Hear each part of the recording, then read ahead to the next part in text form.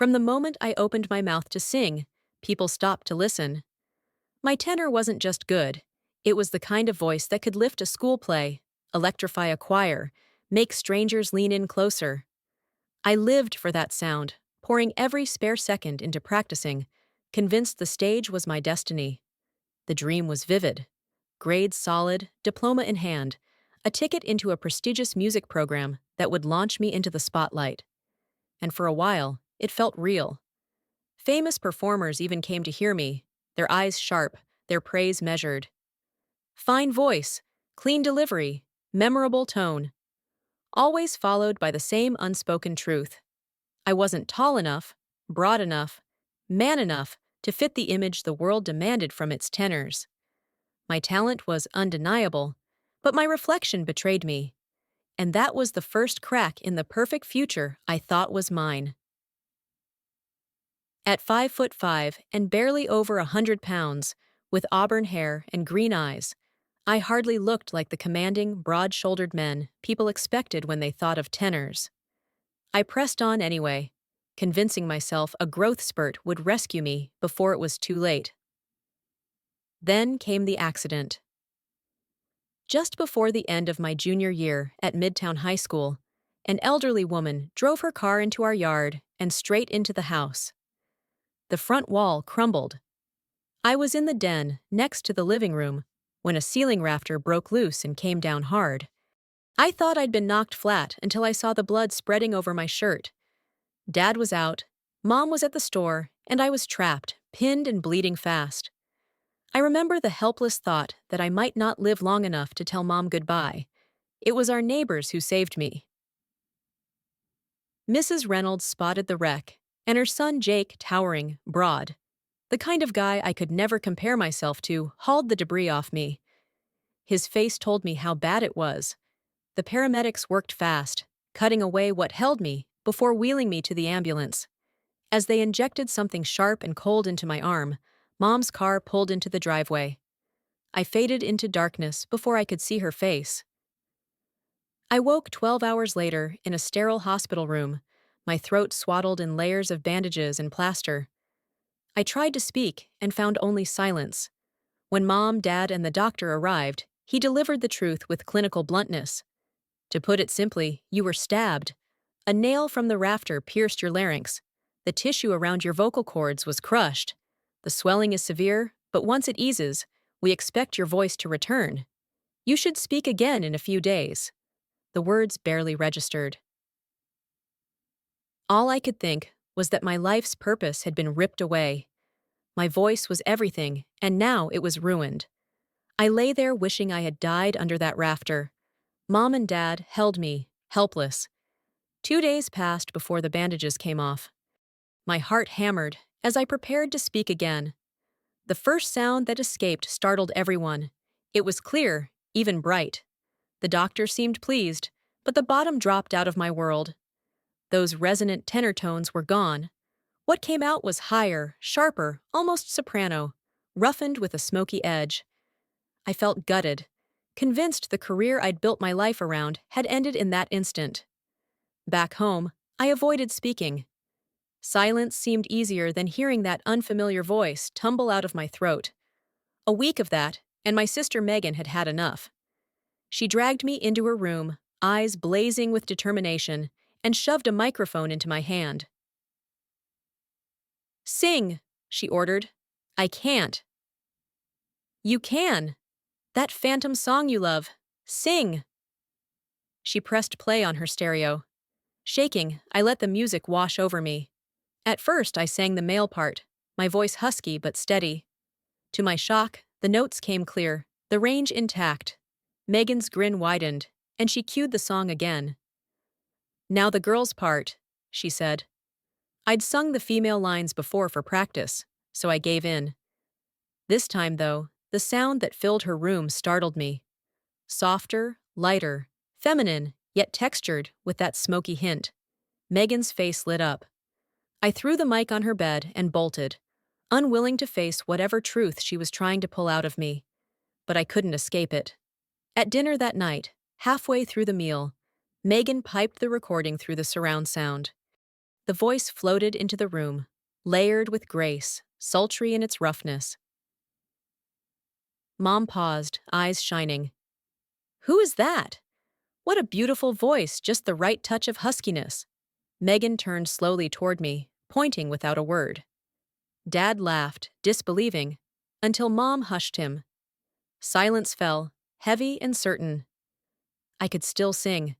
Not as I had before, but in a new voice, foreign, yet undeniably mine. Then Megan broke it with a smirk. Imagine him dolled up. Dressed as a girl, he'd sound perfect. He could keep studying music, maybe even shine. My gut reaction was immediate, fierce. No way. Absolutely not. And I made sure everyone at that table knew it. Everyone seemed to take my refusal calmly, and for a while, I managed to bury the whole idea in the back of my mind. But school had a way of forcing it back out. Word of my accident and recovery had spread, and more than once, someone remarked on how high my voice had become. The comments weren't cruel, just blunt. And even the guys who teased me weren't vicious. They were only repeating what we all knew. My voice wasn't the same. When Mrs. Porter, my singing coach, asked me to perform, I tried to dodge her, claiming it was too soon. Instead, she pressed play on the recording Megan had made. My own voice, soft, smoky, undeniably feminine, poured through the speakers and filled the hall. I stood frozen, mortified that Megan had betrayed me. But Mrs. Porter listened without flinching. When the song ended, she turned, smiling. "You won't like this," she said, her tone firm but kind. "But it's true. As good as you were before, you now have the perfect voice, as a woman. And I don't say this lightly, if anything, it's better. Clear, smooth, sensual." The words sent a chill down my spine. Me? Sing as a girl? The very thought was absurd, laughable. Yet her certainty left me rattled. I went home in silence, clinging to the one small comfort that the semester was nearly over. In 10 days, I'd be free from the stares, the teasing, the expectations pressing in on me. Still, I couldn't escape the truth. Between Megan, my parents, and now Mrs. Porter, I knew they were right. I'd heard it with my own ears. If I wanted to sing, if I wanted to chase the dream that had defined my life, I would have to do it in a voice that wasn't mine, or at least not the one I'd grown up with. And if that voice belonged to a girl, then I would need to look the part. The image of myself in a dress nearly made me laugh out loud. It was ridiculous. There was no way I could ever pass as female. Before finals week ended, Megan left to visit a friend out of state. She'd be gone for a month, and I savored the thought of quiet days where I could practice without her relentless nudging. But that same afternoon, walking into the house, I found Mom waiting. "Honey, can we talk a minute?"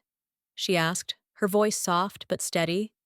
I sat down, wary of the seriousness in her eyes. She hesitated, then spoke. "With Megan away, we thought this would be the perfect time for you to see how you'd look. As a girl. Don't interrupt me. Your father and I talked this over, and we agree. You have the voice, but your appearance doesn't match it. Just once we want to dress you up, to see. If it doesn't work, that's the end of it. Megan won't be here to push, and your father's promised to stay out until I call him. It will be just you and me." I opened my mouth to argue, but Mom's tone, calm, factual, final, cut through any protest. She didn't need to say what would happen if I looked convincing. We both knew. My throat tightened. I wanted to shout, to cry, to bolt from the room. Instead, I found myself nodding. Her smile was immediate, as though she'd expected nothing less. Without a word, she crooked her finger, leading me upstairs.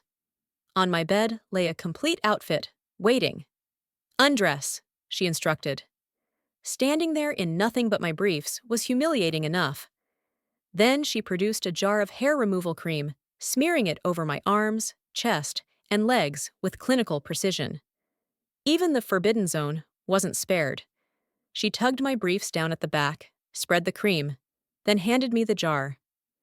"Do the rest yourself. Wait 30 minutes, then shower."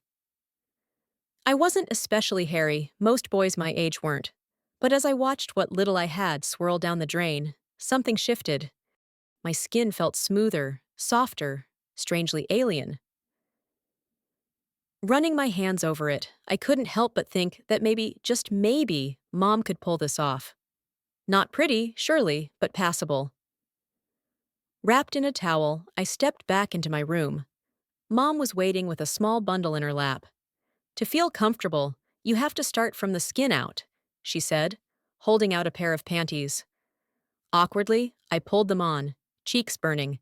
The thin fabric did little to hide anything, and I had to fold myself out of the way. My second step into this masquerade. From there, she led me to Megan's vanity. Foundation, powder, a sweep of pale shadow, a stroke of dark liner, blush on my cheeks, perfume on my neck. With my damp hair twisted into rollers beneath a plastic cap, I stared at my reflection and felt a shiver crawl down my spine. When Mom fastened a padded bra around me, slipping in the helpers Megan had once used, it fit too well. Standing there in a bra and panties, smelling of Megan's perfume, my face painted into something unfamiliar, I realized the unthinkable. Not only could I pass, I might even look cute. I couldn't stop it, it just happened, like a wave rolling over me. First came the pantyhose, sleek and smooth, making my legs look better than I'd ever imagined. Then the slip, light and whispery, sliding against my skin. Finally, the dress. Mom zipped me in with practiced hands, and I stood there, silent, waiting for her verdict. The shoes were new low black heels, shiny as polished glass. She had me sit while she pulled off the cap, unwound the rollers, and brushed my hair out into loose waves. From that angle, I couldn't see myself yet, couldn't know what transformation she was sculpting. Clip-on earrings pinched my lobes, a gold necklace rested against my collarbone, and when she pressed the red lipstick into my hand, I swiped it across my lips with trembling precision. Then she took the tube away, said nothing, and guided me toward her room. And there, staring back at me from her tall mirror, stood a girl. My eyes swept down, then up again, catching on details I couldn't reconcile with my own body. The soft swell beneath the dress where she'd patted me out, the neat waistline, the skirt flaring gently above my knees. Auburn waves framed a face with green eyes wide in disbelief. Lips painted a bold, unfamiliar smile. My legs longer than I'd ever thought they could be, sheer nylon gleaming over skin that looked flawless. I froze. It wasn't just that I looked better than average, it was that I looked cute. My mind screamed denial, clawing for flaws, excuses, some crack in the illusion. But there were none. The reflection was undeniable. If I wanted to, if I dared, I could be this girl. I could sing again. The weight of that realization hit me hard. Mom's voice was gentle but steady. "You're very pretty, but Nate doesn't suit her.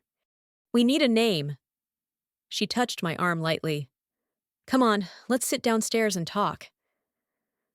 Walking in a skirt felt eerie at first, the hem brushing my thighs, the perfume rising every time I moved, the faint taste of lipstick on my lips, the click of heels on hardwood.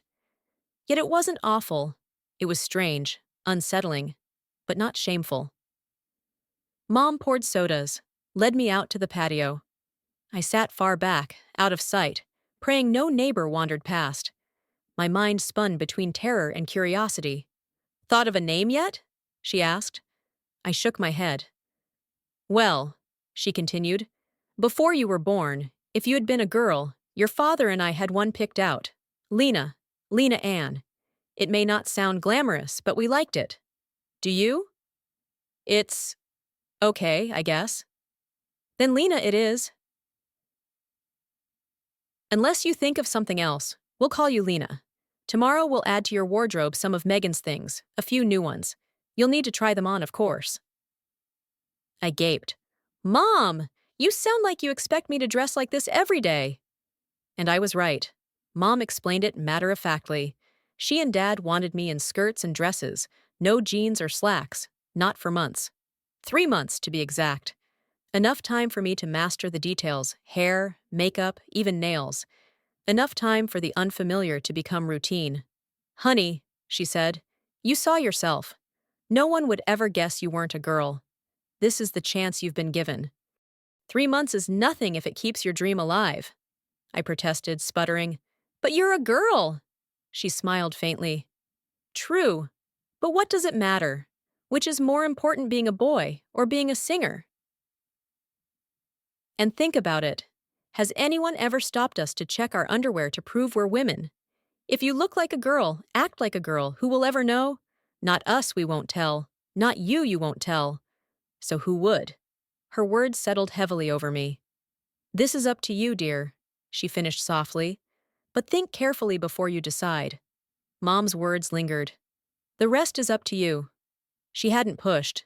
Neither had Dad. Megan was gone. It was all in my hands now. And that was the trap. If I quit, I'd be the one who killed my own chance at music. If I went on, I'd be the one stepping into something I wasn't sure I could live with. Friends, family, Nana? How could I explain? How could I walk into the house one day and just say, "Call me Lena now"? I sat outside nearly an hour, paralyzed by it all, before I finally crept inside and stood in front of the hall mirror. She was there again, the girl I could be. The same green eyes, red lips, auburn waves. She looked back at me without apology, and the terrifying truth was that she worked. She could stand in my place. I found Mom in her sewing room. She looked up when I entered, and before I could lose my nerve, I said, "Yes." My voice cracked, soft but final. She only nodded, smiled faintly, and said, "Okay, but stay dressed." Then she turned back to her work, leaving me with hours to kill before Dad came home. So I buried myself online, digging into sites about boys dressing as girls. Thousands of them. Most useless. Some eye-opening. I printed what seemed important, stacked the pages like a lifeline, and sat waiting until I heard Dad's car crunch into the driveway. By then, I had already accepted my fate, or at least convinced myself I could survive it. Mom met him first, whispering excitedly. Then she called me out. My heart pounded as I smoothed my skirt, pressed fresh lipstick to my lips, and stepped into the kitchen. Dad's face was a portrait of shock, eyes wide, mouth open, speechless. I stood the way I imagined a girl might, feet together, hands folded, trying to look calm when inside I was shaking. After a long pause, he handed me a packet. "Sheet music. Not your usual, but I want you to try it." Then, almost as an afterthought, he said, "You look very nice." Dinner was surreal. No mention of my outfit, no awkward laughs, just the quiet insertion of "she" and "her" into every sentence. Lena. They said it like it had always been my name. Afterward, as I helped Mom with dishes, she told me her next plan: a salon visit. Hair shaped, nails done. That meant going out me, in full disguise in broad daylight. My stomach twisted. She patted my shoulder. "Don't worry. You'll be fine." The next morning, the test began in earnest. Shower, panties, pantyhose, bra with the helpers tucked in. Makeup this time was my job. Mom gave instructions, but left the brush and pencil in my hands. Twice as long, twice as shaky. But in the end, she said it was as good as hers.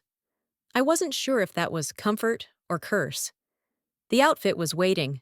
A plaid skirt like a school uniform, mid-thigh, green and white. A plain white blouse buttoned to the collar. The same black low heels. Earrings, perfume, lipstick, and a purse with my wallet, tissue, and lipstick tucked inside. My pulse hammered as I did the hardest thing I'd ever done, walked straight out the door, across the driveway, and into the car. Driving in heels wasn't as hard as I'd feared, but my nerves spiked when Mom directed me to the salon. 2 hours later, I emerged transformed again. My once straight hair had been trimmed, layered, coaxed into curls with a soft perm. It rose higher on top, framed my forehead with bangs, and spilled in waves around my ears. My nails, shaped and lengthened, gleamed a polished plum red. I caught sight of myself in the mirror and nearly lost my breath. That boy I used to be? He was buried somewhere under the makeup, curls, and polish. The reflection staring back at me was someone else entirely, Lena, whether I liked it or not. My nails flashed under the salon lights, and I caught myself staring at them every time I moved my hands. They didn't just look different, they made me feel different, feminine, sharper, more aware, and though I would never have admitted it aloud, it didn't feel bad at all. Walking out with Mom, the grin tugging at my lips was hard to fight back. I had no idea why I wanted to smile. Maybe because I couldn't deny how much more convincing I looked. That illusion only deepened when Mom's next stop turned out to be a prosthetics shop. She spoke so casually about it, like we were picking out groceries, while explaining that I needed some help. Minutes later, I was being measured and fitted with breast forms so real it shook me to the core. The woman glued them to my chest, seamless and solid, telling me they could stay on for months if I wanted. I touched them, stunned. They felt like mine. Sliding into a bra afterward was harder than I expected, but Mom showed me how. The tug of the straps against my new curves, the faint bounce with each step, the constant reminder on my chest I couldn't ignore them even if I tried. And with every movement, the truth pressed closer. I wasn't just pretending. I was stepping into something that might stick.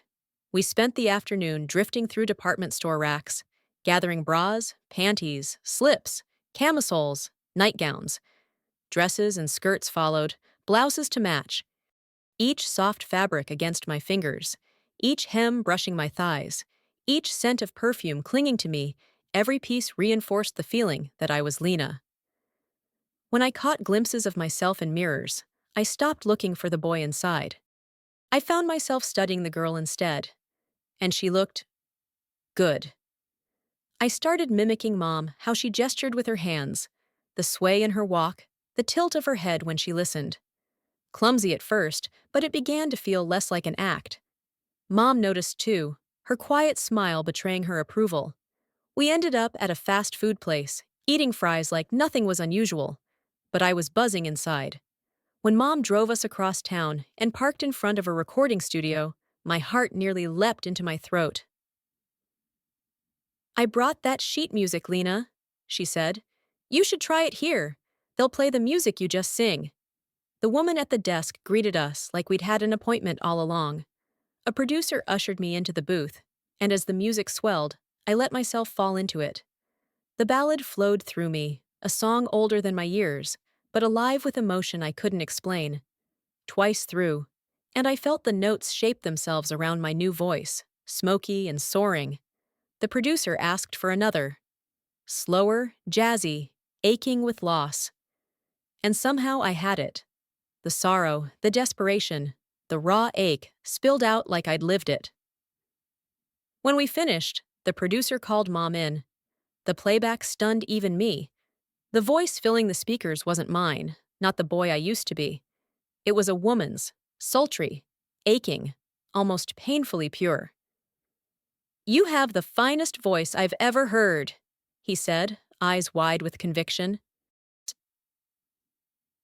He burned 2 copies, one for us, one for a contact of his, and bargained with Mom for more sessions. She didn't hesitate 3 more recordings, free of charge. At home, we slipped the CD into the player. The music filled the room, my voice weaving agony into beauty, each phrase dripping with smoke and sorrow. I stood transfixed, shame forgotten, skirts pooling around my legs as I leaned closer to the sound. That was me. Mom turned to me, her face glowing with certainty. "Is there any doubt about your voice now, Lena? Any doubt you'll keep being a girl?" The words burned in my chest, but I couldn't deny it, not the look in the mirror, not the way the music had changed, not how alive it made me feel. My throat tightened, but I forced the words out, soft and steady. "No, Mom, there isn't any doubt at all. I kind of like being a girl." The words slipped out before I could second-guess them, and suddenly they were real. Mom didn't react with shock or tears or lectures. She just nodded, calm as always, and told me I should clear out my dresser because my wardrobe was changing. So I did. One by one, I folded briefs, socks, jeans, shirts, all the relics of boyhood, into a pile. With every piece I set aside, something inside me lightened. Instead of shame, there was a strange satisfaction, like I was making room for who I'd become. Lena's space. When Megan came back, she'd blow a gasket. But by then, I'd have a month of practice behind me: makeup, hair, clothes, everything. And maybe she'd see it wasn't just play acting. Dad saw me that evening in the kitchen, helping Mom with dinner. I braced for a reaction, but he acted as if it were nothing out of the ordinary, that his son now stood there in a skirt, red nails flashing, lips painted, hair in a soft perm. The only thing he said was that he liked my haircut. That was it. After dinner, Mom slipped a CD into the player. As my recorded voice poured through the speakers, Dad's head turned sharply toward me. He listened, really listened. When the final note faded, he leaned back and clapped, his applause loud and unguarded. "That was the best I've ever heard you sing. Outstanding." His pride made my chest ache. Mom added, "Lena's producer made an extra copy. He's sending it to a friend. Maybe this will be her break." The thought thrilled and terrified me. But what if it is a big break? How would I even go to college? Mom's eyes softened. "You said you were going to remain as a girl. Did you plan on returning to school that way? We can change your name legally, but let's not rush. Let's wait and see." From then on, every day pulled me deeper into Lena. Makeup became routine, hairstyling mandatory, mannerisms practiced until they stopped feeling like practice. Sitting down in a skirt without flashing half the world was an art form. At first it was torture, but then I stumbled across something online tips for tucking, they called it. The first time I tried, it changed everything. No more discomfort, no more awkward gait. My body looked right in Megan's jeans, the flatness in front giving me a shock of recognition when I faced the mirror. And in that moment, the last of my resistance crumbled. I knew who I was. My name was Lena. I was a girl, 22, cute, and for the first time since the accident at peace. With that revelation, a strange calm settled over me, like a light flicking on in a room I hadn't realized was dark. The dread I'd carried since the first dress melted away. I walked downstairs, grabbed a soda, sat outside, and breathed the summer air like it was my first breath in weeks. I still wore the jeans when Mom called me in to help with dinner. She didn't mention them, even though she'd forbidden pants. Dad stayed quiet too, but there was a tension in the air, subtle and heavy, hanging over us like storm clouds. Their voices measured, polite, too careful, made me squirm. Finally, I burst. "What's going on? Is it me? What did I do?" Mom shook her head, but Dad spoke. "Lena, I lost the Smith account. We can't afford a private conservatory now. You'll have to graduate at the same school as before. And since you've become so feminine," his voice faltered. Mom cut in, steady. "What your father means is we need to decide. You've mastered being a girl you look, sound, and act the part. So what now? Do you stop being Lena for a year, then start again later? Or do you attend school as Lena, secure enough to face it?" Her words hit me like a stone in the chest. School as Lena. My stomach twisted, but underneath the fear was something stubborn, something strong. I couldn't deny it anymore. I liked being Lena. The clothes, the perfume, the breasts glued to my chest, all of it thrilled me. Not in a way I had expected, but in a way that made me feel whole. I took a breath, met their eyes, and spoke before I could stop myself. "You've both been saying how much I look and act like a girl. And with my voice the way it is, why shouldn't I attend school as Lena? Do I look that much like my old self that I can't do it? If not, then why not? Just change my name and call the school. I'm not quitting now, and we all know that, don't we?" The words were out before I could soften them. A headlong leap into the fate I'd been circling for weeks. Mom and Dad exchanged a glance, and instead of the fight I expected, there was acceptance. Dad especially seemed to relax, as if he'd been waiting for me to take that step myself. Mom nodded firmly and said if I was going to stay Lena, then we had more work to do. More clothes, more practice. And from now on, I'd be running all her errands, groceries, shopping, everything. All or nothing, she said. See, if you're Lena, you're all Lena. Oddly enough, that filled me with confidence. It was settled. My future wasn't something happening to me anymore, I was the one choosing it. That weekend was marked in red in my mind. Megan's return. She hadn't seen Lena yet. I wanted her first impression to be perfect. The morning of, I soaked in a bubble bath, shaved carefully, and smoothed lotion over my skin until it gleamed. I slipped into my short white shirtwaist dress, leaving 2 buttons undone to show off the swell of my new forms. The uplift bra gave me more than enough curve, while the waist nipper and pads rounded me out into a figure I barely recognized as my own. White heels, gold jewelry, perfume, and lips painted the same vivid red as my nails completed the picture. My hair was styled just right, my makeup flawless. When Megan walked in, she didn't recognize me at first. Then her jaw dropped, her grin exploded, and she ran to hug me. Damn, when I told you to dress like a girl, I didn't expect you to outdo me. Look at you, you've got more boobs than I do, and a better figure.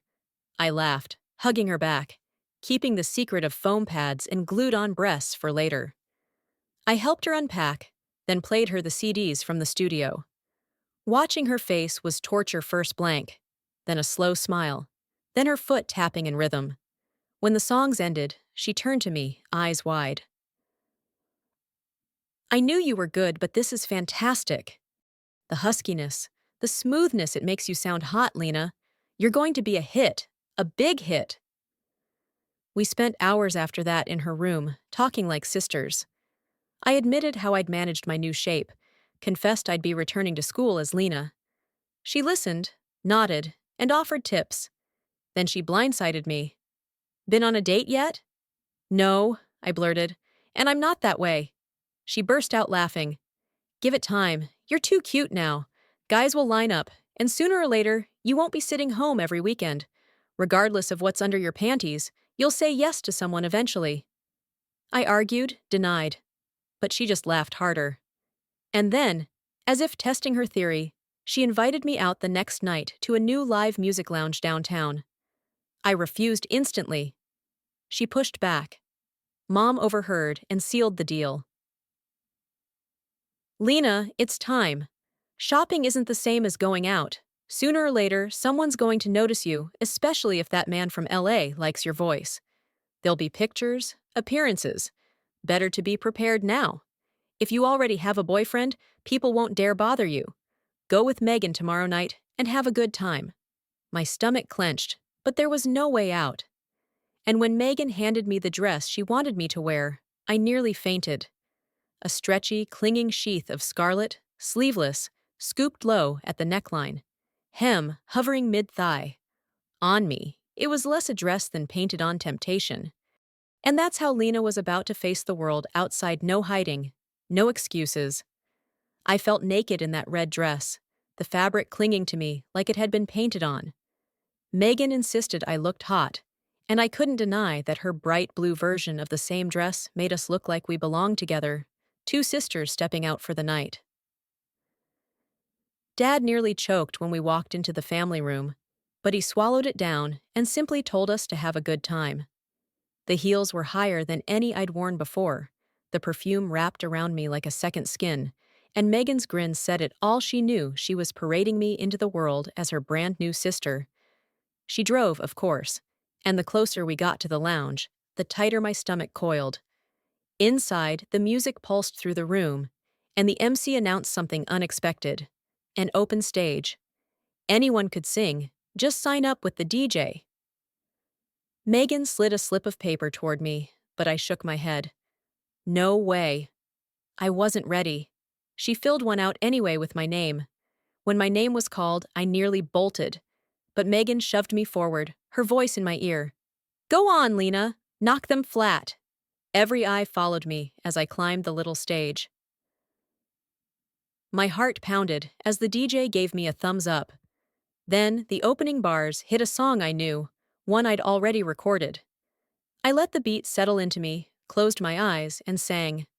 Soulful, steady, every note laced with the smoky tenderness that had become my new voice. When the last note faded, silence filled the club. My stomach dropped until the applause erupted, a wave of clapping, whistles, and cheers. The MC pulled me back for another, a ballad from the 50s. Slower, aching. I sang it like I'd lived it. And again, the applause shook the room. When I slipped back into my seat, Megan hugged me tight, laughing with joy. You just have no idea how good you are, Lena. Look around. No one here has ever heard those songs sung like that. You gave them something brand new. She was right, and I knew it, but saying it aloud felt impossible. Before I could even try, kids started crowding around our table. Mostly boys, but also a girl I recognized, Kathy Porter, from school. She sat beside me, smiling wide. I've heard good singers before, but you're fabulous, she said, taking my hand. I'm Kathy. Will you be at Riverdale this fall? Yes, I said quickly, praying she didn't know who I really was. Before I could catch my breath, a man's hand slipped over mine. Care to dance? I stammered, trying to excuse myself, but Megan cut me off. Go ahead, Lena, we'll be here. So I let him lead me to the floor. He was tall, confident, yet gentle. I'm Ben, he said. Kathy's cousin. You're a very good singer. Thanks, I just sing because I love it. He didn't push, didn't leer, just held me steady as we moved in slow circles, then returned me safely to the table. Megan and Kathy were dancing with other guys, leaving Ben and me alone for a while. On the way home, Megan practically bounced out of her seat. Not one person suspected, Lena. Kathy told me Ben wants your number, and I gave it to him. What? Megan! She stared at me like I'd lost my mind. Of course I did. He's gorgeous, Lena, and he wants to call you. Look at yourself. You think he's going to see anything but the girl you are? Guys will be lining up. I sputtered, tried to argue, but deep down, I knew she was right. I had been Lena for over a month now, and every day I liked it more. The thought of boys calling me was terrifying, but the idea of giving this up terrified me more. Later, standing in front of my mirror, I studied the girl staring back. The swell of breasts in my bra, the long nylon-clad legs, the cinched waist, the painted lips, the curls framing my face, it all worked. Too well. And in that moment, I stopped fighting. No more denial. Lena wasn't just a disguise. She was me. The next day, the phone rang. Dad answered, his brows knitting when he realized it was a boy calling for me.